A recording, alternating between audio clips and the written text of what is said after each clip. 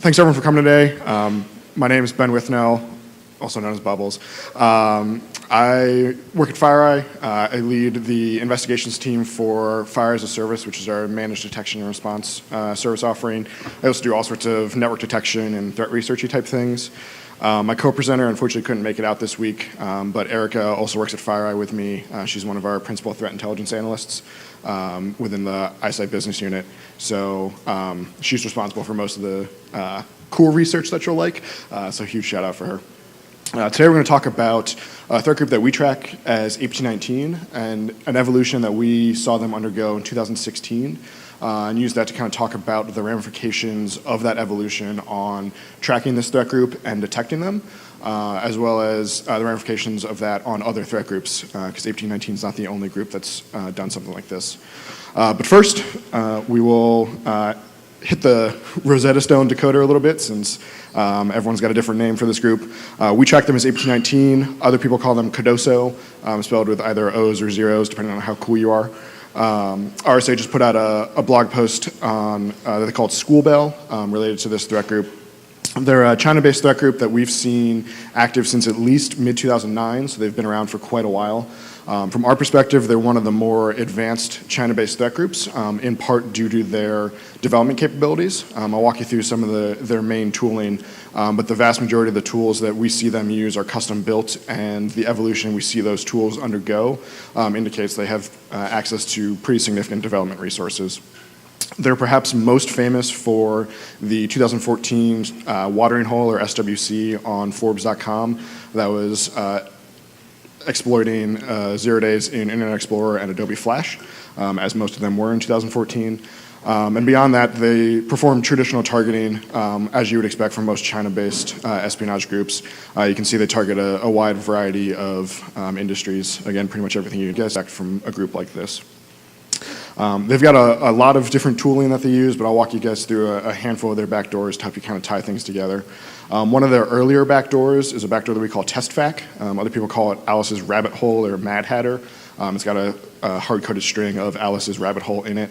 It's a pretty neat tool, again, custom built, showed evidence of development over time and a pretty extensible framework for it. It's proxy aware, it's a backdoor, and it's also a command line toolkit, which is kind of cool.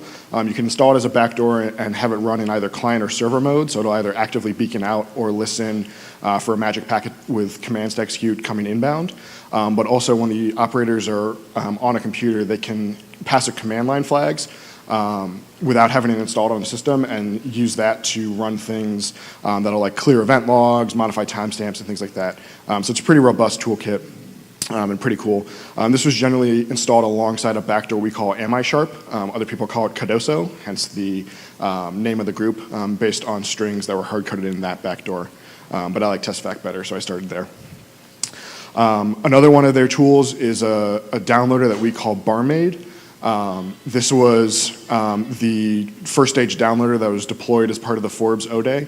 I'm a network analyst at heart, so I always like to use network traffic to kind of keep track of different backdoors, so that's what Barmaid looks like.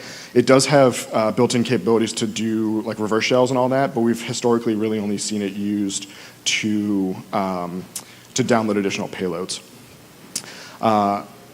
The probably bigger tool within APT19's arsenal is a backdoor that we call Stalemate. Proofpoint did a blog post probably a year ago at this point where they called it Burgard. It's a pretty good blog post if you haven't checked it out. Stalemate was used by APT19 for quite a while as well. Earliest we saw it was 2012 through early 2016. It's pretty cool because it's a plugin downloader, and those plugins make it a full-featured backdoor. It's basically got 3 stages, and I think that's why most people hadn't really talked about Stalemate until Proofpoint did last year. The very first stage is just a simple downloader that pulls down and loads a DLL into memory. That DLL provides the plugin framework upon which it can download plugins to do things like have a file explorer, execute command shell commands, things like that, all into memory. So if you're just looking at it on disk, you're just going to find the lightweight downloader and potentially not think much of it. This tool, again, speaks towards APT19's development capabilities because, again, it's entirely unique to this group. We've never seen anyone else use it, and it's evolved quite dramatically over time. And all of the plugins that get installed into it are custom built by the attacker. Even the command shell plugin is custom built. They hard-coded in all the commands they want to run and built their own tool as opposed to just using cmd.exe or something like that. It's also, its network protocol has evolved over time. Some of these screenshots here are examples of one of its HTTP protocols. There's a number of different HTTP beacons that Stalemate is capable of using. And again, we've seen those evolve over time, especially in 2015. We saw a lot of rapid development on that protocol. We've also seen them introduce alternative C2 protocols, again, mostly in 2015. They introduced a custom binary protocol. They introduced a few samples that actually used the TOX instant messaging protocol. TOX is, I believe, a secure alternative to Skype, at least allegedly. And so Stalemate was using that as one of its C2 protocols. And then towards the end of 2015, they introduced another protocol that took the binary protocol and base64'd it and then beaconed out. And again, all these are custom. They require a decent amount of dev time because it's not just like there's some config you can change these protocols in. And it requires development on the client and server side of this backdoor. So it goes to speak to the development capabilities of this group. Where things start getting interesting with APT19, in my opinion, is when you start looking at a campaign that we saw them undergo in June of 2016. It was a pretty straightforward campaign from the phishing aspect of it. It was targeting financial firms and hedge funds. And pretty straightforward. It was a spear phishing email with an attached spreadsheet that contained malicious macro in it. And as you can tell by the subjects and attachments listed here, it fits with a financial theme. The macro that you can see there is, if not created by, at least based on an open source tool called Macro Shop, which again is kind of interesting because this is one of the first times we've seen APT19 use publicly available tooling. All the backdoors that I just walked through are custom to them, and even some of the later stage tools that they use were all custom as well. So this is kind of interesting to us. One thing I want to call out from a pivoting perspective, one of the things that we do with every Office document that we see at FireEye, either through our data sources or VirusTor or whatever, is extract out and hash every macro that we see in every document, and then maintain the relationship between documents and hashes, and macros. And so one of the things that we were able to do to help us expand our understanding of this campaign was grab the hash of this macro here and pivot through all of our repositories and find, I want to say 4 other samples that had the exact same macro in it, but the hash of the spreadsheet was different. And so we basically got tipped off to this campaign at one customer, and by doing that very quick pivot, we were able to identify that the campaign had been running for longer than we thought. It added about 2 weeks to our time frame, and we identified 6 other compromised clients based on that pivot. So it's something I recommend you guys all do if you collect a lot of malicious Office documents. Getting ahead of myself, sorry.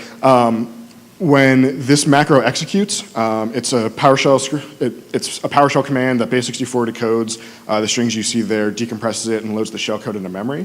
And when it executes, it's basically a first stage downloader that looks like this, consistent with a Metasploit staging request, which again is interesting. I haven't quite proven to you guys that this is APT19 yet, but trust me, I will. It's interesting because, again, historically, the APT19, we saw their first stage downloaders be custom tools unique to them.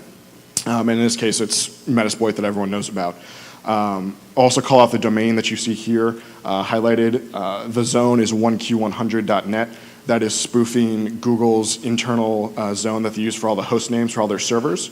Their zone is 1e100.net because that's the scientific notation for a Google, if you're curious.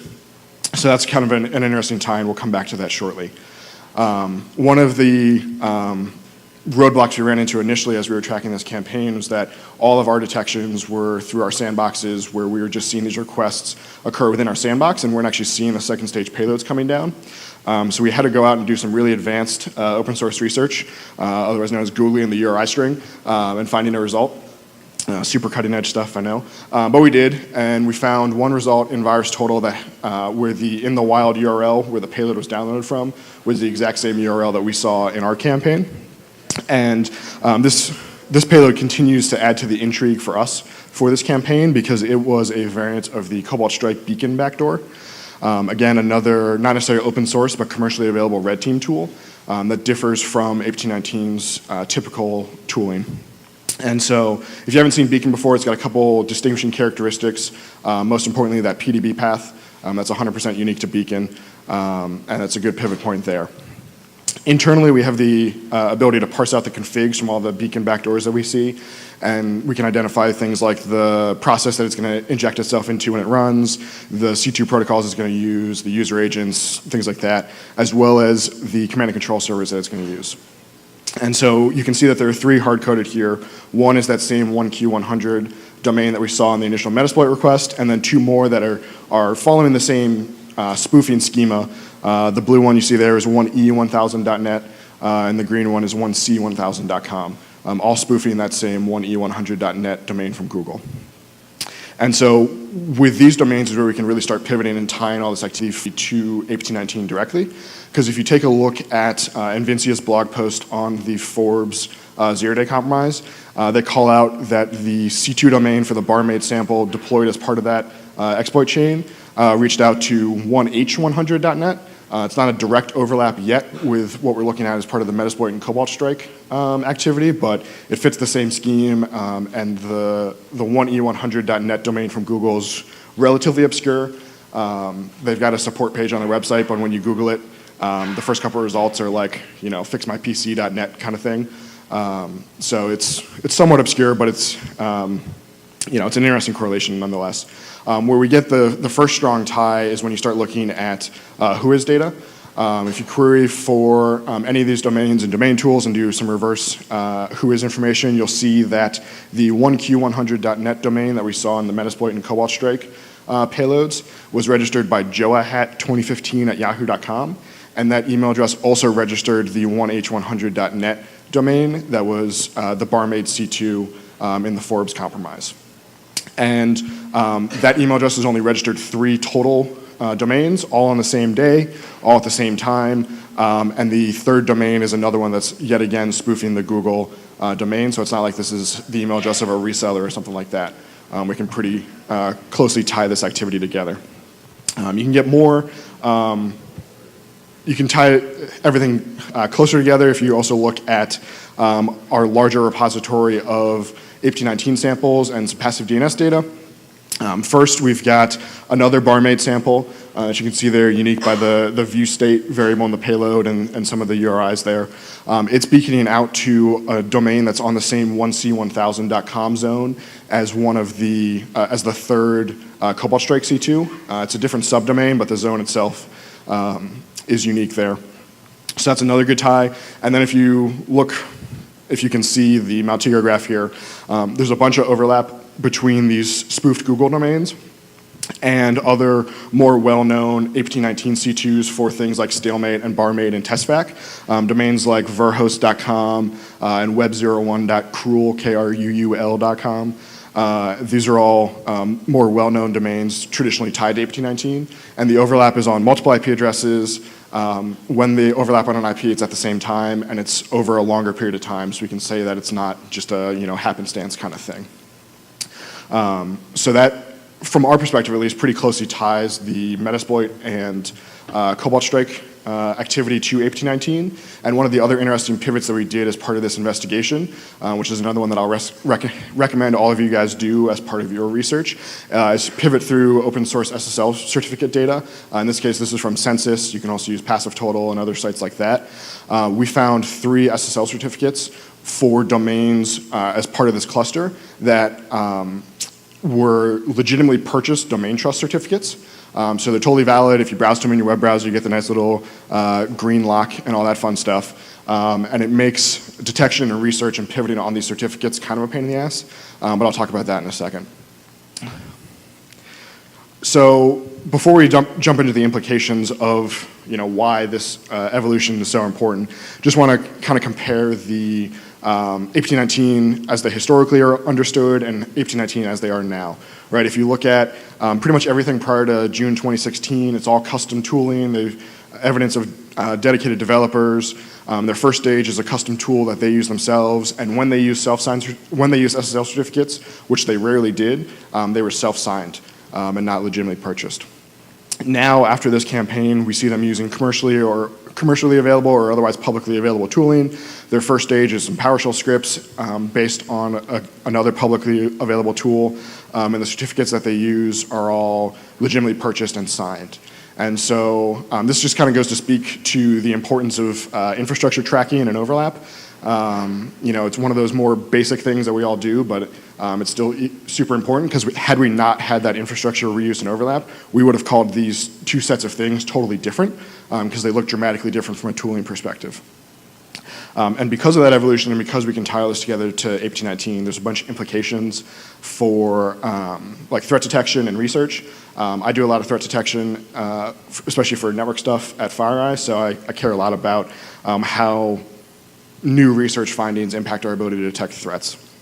So there's a bunch of implications. The first one is that as more threat groups use commercial tooling, it's going to make tracking them harder, at least when you're looking at them from tracking them by their tools, right? A lot of traditional pivoting techniques that we would use on unique malware families will no longer work on these tools, right? Before, if you found an impash or wrote a badass YARA rule for an APT19 backdoor and you ran it somewhere, you would find more samples that would increase your understanding of APT19. Now, if you do that on something like Beacon, you're just going to find more Cobalt Strike Beacon samples, which isn't going to help you understand more about the threat group that you're interested in. It may help you with detection because you're going to get more samples to play around with, but it's not going to help you understand more about, say, APT19. Infrastructure reuse helps. It obviously helped in this case, but it also can't, you can't really rely on it, right? Had APT19 not reused all this infrastructure, we never would have been able to tie this activity back to them.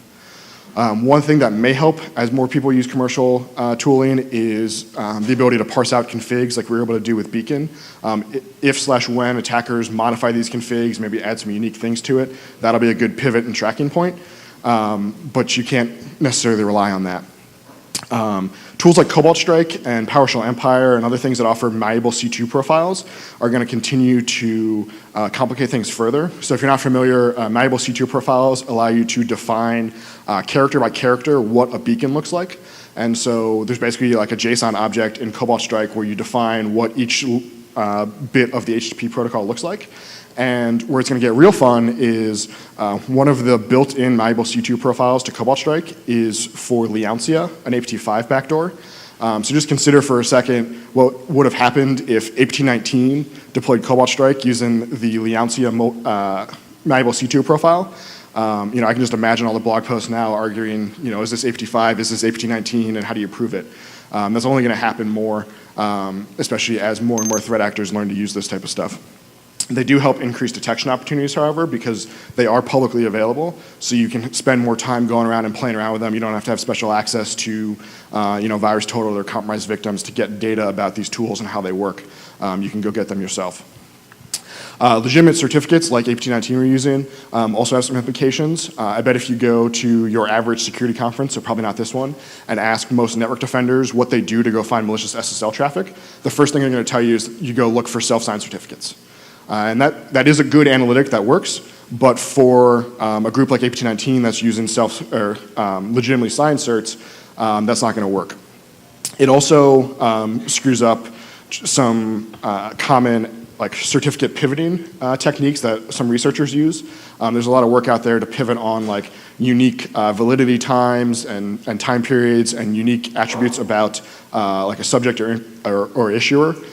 In a certificate, but with domain trust certs, the only thing that's unique about them is the domain in the subject. Everything else is going to be tied to the issuer. So if you were to pivot on, say, the validity time in the APT19 certs, you would just find all of the other certificates that Comodo issued on the same day, which again isn't going to help you cluster anything any better. But they do make their own analytics, right? They're somewhat common, but not super common, and they're a much smaller data set than, say, like HTTP logs. And so if you can go and effectively whitelist and baseline all of the domain trust certs you would expect to see in your environment, as soon as a new one pops up, like an APT19 one, it's going to stand out like a sore thumb and help you identify that faster. Another thing that you may find if you go into a security operations center is a lot of, especially more junior analysts, will look at a tool like Meterpreter or Cobalt Strike and be like, oh, this is probably just a pen test, I'll look at that later.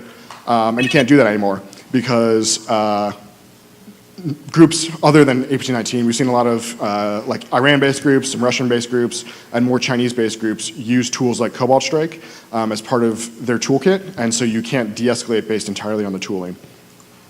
And then last but not least, late-stage detections and understanding about attacker life cycles are going to be as important as ever, if not more important, because I would expect as attackers adopt more legitimate tooling, they're going to continue doing some of the things that I would call operator preference later in the life cycle, use the same staging directories, use the same naming schemes, potentially use the same host names that you would see in RDP or VPN logs, and that's what we're going to have to rely on to tie activity back to known threat groups as they start adopting more and more legitimate tooling like Cobalt Strike. So in conclusion, 19 is totally different than they were a year ago. We actually haven't seen 19 since this campaign. Not 100% sure if it's because of the evolution they went through or something else. If you know, let me know. Lastly, more and more traditional espionage actors are going to be using commercial pen testing tools like Cobalt Strike. We've seen it through lots of different countries. So if you haven't already, go check those out, look at them for detection, and start understanding how that changes your detection posture. And that's all I got. So thanks everyone for coming.